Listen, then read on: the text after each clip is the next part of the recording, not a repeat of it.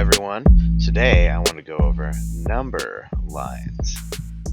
Again, yes, you know I love number lines. Number lines are really helpful for a number of reasons. You can use them for addition, which is counting on. You can use them for subtraction, which is taking away. So let's do a couple examples. Let's try some addition first. Okay, so let's start with 6 plus 4. So the first thing that you want to do in a number line is find the 6, and it's right there. Now because this is addition, we are going to move to the right, or where the numbers are getting bigger, and we're going to jump 1, 2, 3, 4. And what you land on is the answer to the problem. That's your sum, or the whole, and that would be 10, which means that 6 plus 4 equals 10. Let's try another one. Okay, so let's try something that sounds harder. 20 minus 7. It sounds hard because 20 is a big number, but it's the same thing that we were doing before, only with subtraction. There's the 20. We found it. Now, we're not going to move toward the right. We're not going to go where the numbers get bigger because it is subtraction.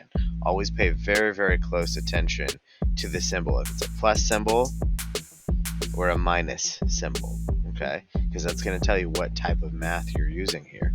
So if you're at 20, we're going to count backwards 7 times. We're going to jump back 7 times. 1, 2, 3, 4, 5, 6, 7.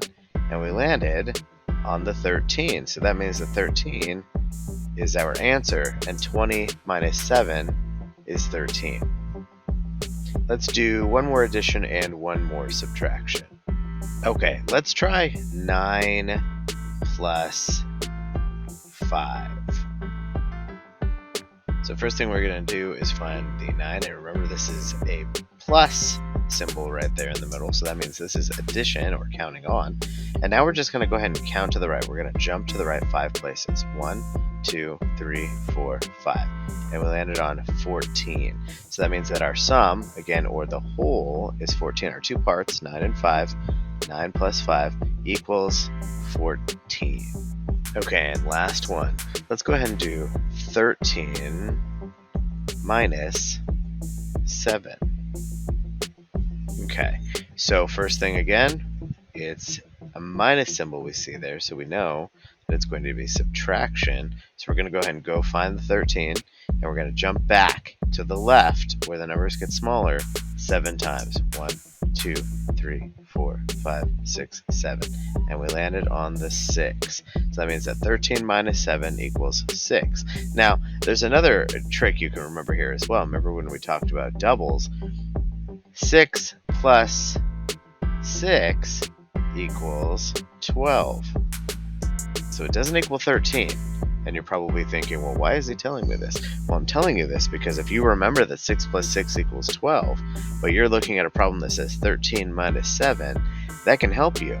Because you might think, oh, well, if 6 plus 6 equals 12, 13 is only one more than 12, so that means one of these 6's must be a 7.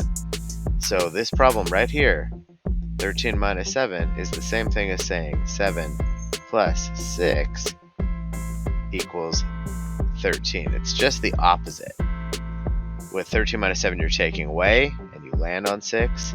With 7 plus 6, you're adding or counting on, and you land on 13. Alright, if you all have any questions or any requests for videos, just let me know.